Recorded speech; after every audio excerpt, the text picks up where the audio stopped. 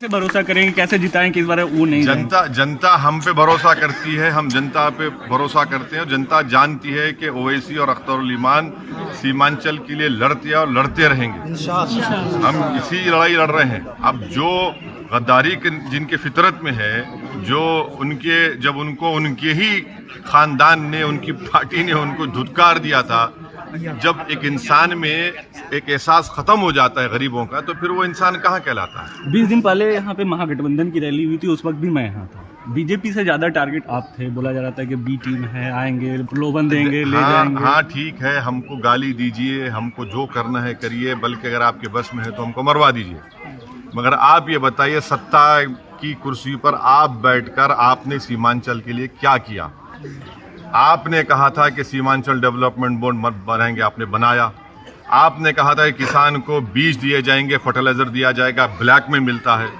आपने कहा था कि पूर्णिया एयरपोर्ट बीजेपी ने कहा था बनाएंगे, अमित शाह ने नहीं बनाया।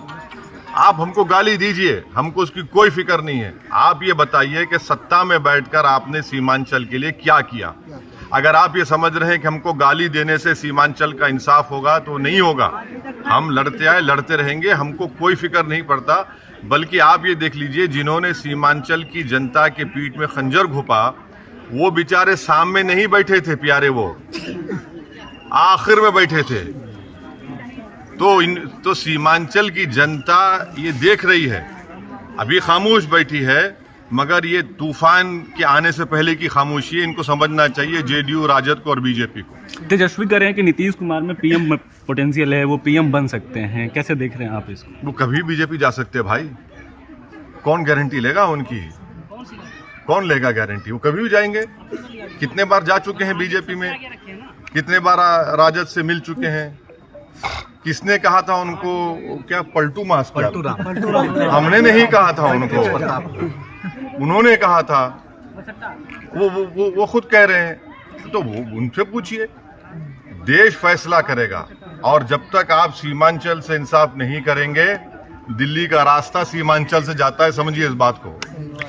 एक चीज क्या एआईएमआईएम सीमांचल में सिर्फ केंद्रित रहेंगे या फिर बिहार के अन्य हिस्सों में भी जाएंगे? अभी हम जाएंगे। हमसे थोड़ी गलती हो गई कि हम सीमांचल तक ही रुके हुए थे, मगर सीमांचल हमारे लिए सिर्फ विधानसभा या पार्लियामेंट के चुनाव का मुद्दा नहीं है, ये एक इंसाफ का मुद्दा है। हम लड़ते आए और लड़ते रहेंगे, मगर बिहार के कोने कोने में भी जाएंगे। कितने लोकसभा चुनाव लड़ने की तैयारी है? अभी बहुत जल्दी है। बिहार में मॉब लिंचिंग घटना अब ये बताइए, मॉब लिंचिंग पर कौन आवाज उठा रहा है? जेडीयू के विधायक आवाज उठा रहे हैं, राजद के उठा रहे हैं, अख्तरुल ईमान उठा रहा है। अख्तरुल ईमान पीड़ित परिवार से जाकर मिलते हैं, उसके बाद ये लोग दौड़े दौड़े जाते हैं।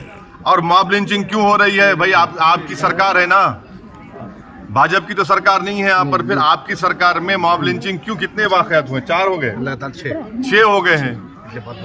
आप बताइए कि इतने कम वक्त में 6 वाकयात मॉब लिंचिंग के हो रहे हैं, तो सरकार क्या कर रही है? मगर फिर भी आप ओवैसी को गाली देंगे, अख्तरुल ईमान को गाली देंगे, नीतीश कुमार कहेंगे मुसलमानों की पार्टी है। अरे भाई क्या बोल? अबे आप सत्ता में आप रहकर ये मॉब लिंचिंग को रोक नहीं पा रहे हैं, तो आपका दिल साफ नहीं है, आपकी नीयत साफ नहीं है, आपकी सरकार की नाकामी है। एक आखिरी सवाल मेरा है कि आप लगातार बी टीम की बात की जा रही है, उसका नतीजा भी देखने को मिला। गोपालगंज में आप लड़े, महागठबंधन हार गए, यहाँ लड़ रहे हैं, बीजेपी मजबूत हो रही है। हाँ। तो क्या इसको माना जाए कि आप बी टीम? अभी विपक्ष का आरोप। गोपालगंज में लालू के साले लड़े थे, वो साले हैं और हम बी टीम हैं। तो साले को रोक नहीं पाए, ओवैसी को रोक पाएंगे तुम?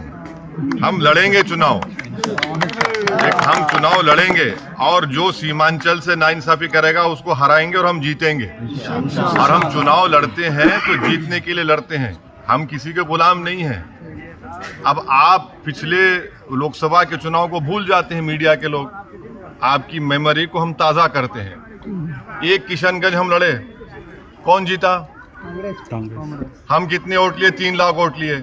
फिर दूसरी जगह पर बीजेपी, नीतीश कुमार कैसे जीत गए? बताइए, इसका जवाब दीजिए। लोकसभा के 3 सीट हम लड़े हैं और 306 पर बीजेपी जीत जाती है, हम जिम्मेदार हैं।